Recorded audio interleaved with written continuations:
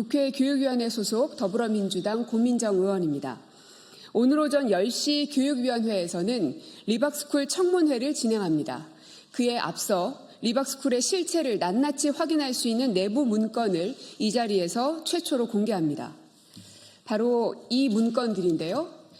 그간 밝혀진 대선 댓글 공작과 늘봄 학교를 매개로 한 공교육 침투만으로도 놀라운 일인데 이 내부 문건들을 통해서 그간 드러나지 않았던 리박스쿨의 더 놀라운 실체를 확인할 수 있었습니다. 리박스쿨은 지난 수년간 극우 세력이 대한민국을 접수하기 위한 구체적인 계획을 모의하고 실행에 옮겼습니다. 초등학생부터 20대 청년, 노인에 이르기까지 조직 대상으로 삼았고 국가 예산까지 먹잇감으로 삼았습니다. 내부 문건을 통해 확인한 대표적인 증거 몇 가지를 말씀드리겠습니다. 리박스쿨은 전 세대를 대상으로 한 여러 프로그램을 계획하고 실행에 옮겼는데 이 행사들을 관통하는 일관된 키워드가 있었습니다. 바로 극우 세력 양성입니다. 제공해드린 리박스쿨 내부 문건을 보시면 2020년 5월 위기의 대한민국 어떻게 구할 것인가 강연에서는 애국시민중 시민활동가 선발 NGO 20개 창립을 목표로 제시하고 있습니다. 71년생 이하 청장년을 우선 선발한다라며 포섭 대상, 그러니까 타겟층도 밝히고 있습니다. 이들의 목표는 싱크탱크, 정부, 법원, 노조, 기업, 대학, 유명 인사 등 각 분야에서 소위 진보적 섹터에 대항하는 우파 세력을 양성하는 것이었습니다.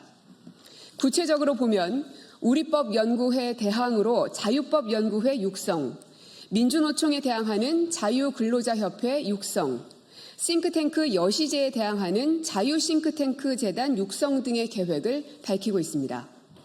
실명을 말씀드릴 수는 없지만 유명 연예인과 셀럽들의 실명을 거론하면서 이들에 대항할 수 있는 우파 셀럽을 양성해야 한다는 계획도 강연에서 공유하고 있습니다. 문건에는 전향 또는 제거라는 표현도 등장하는데 이는 12.3 내란 당시 야당 의원들을 수거 대상으로 삼았던 노상원 수첩을 떠오르게 합니다. 윤석열 내란 세력과 마찬가지로 리박스쿨도 자신들과 생각이 다른 진영을 적으로 몰며 제거 대상으로 삼고 대한민국을 극우의 나라로 만들겠다는 계획을 세운 것으로 윤석열 내란과 다르지 않았던 것으로 보입니다. 리박스쿨은 공교육에는 절대 발을 들여서는 안 되는 그릇된 역사인식도 갖고 있습니다. 이미 사법적 심판과 대한민국 공동체의 평가가 끝난 5.18 민주화 운동에 대해 그 주범인 전두환의 명예를 회복해야 한다며 태스크포스를 구성해 여러 차례 회의를 하며 목표를 공유하고 실행 계획을 논의했습니다.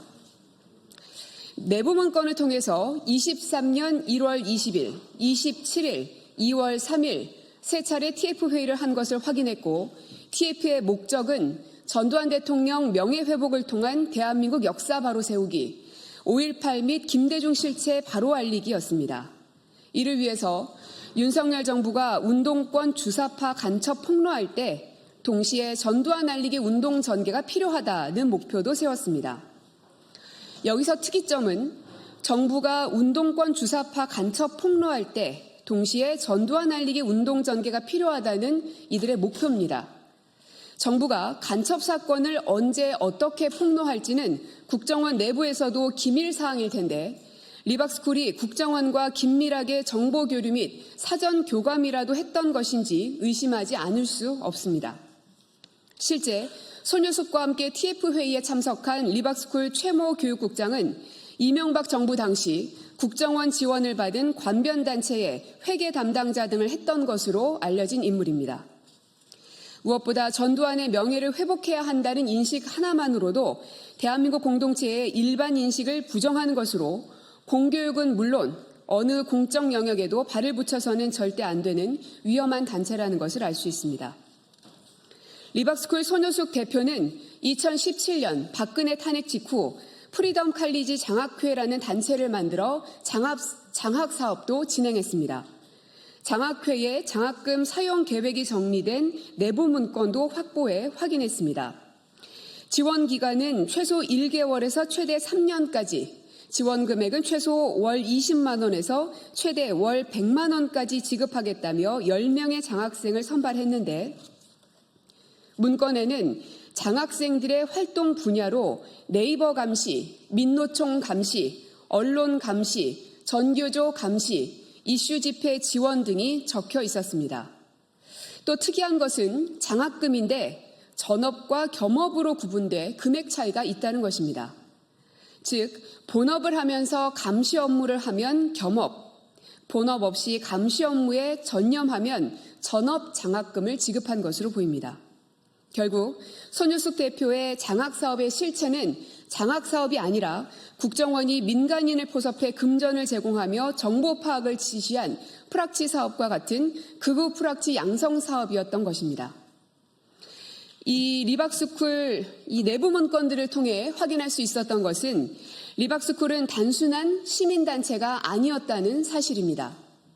스스로 대한민국 역사 지킴이를 자처하며 극우적 역사관을 공교육 안에 이식하는 방안을 모색하고 실천했으며 이 과정에서 국가의 예산에도 손을 뻗치려 여러 방안을 모색한 흔적이 문건에 고스란히 담겨 있습니다.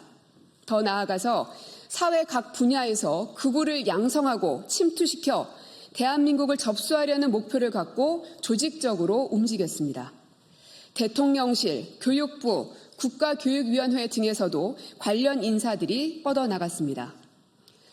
잠시 뒤에 열리는 리박스쿨 청문회에서 오늘 공개한 이 내부 문건과 관련된 여러 가지 질의 등을 통해서 리박스쿨의 실체와 검은 음모에 대해서 낱낱이 밝혀내도록 하겠습니다.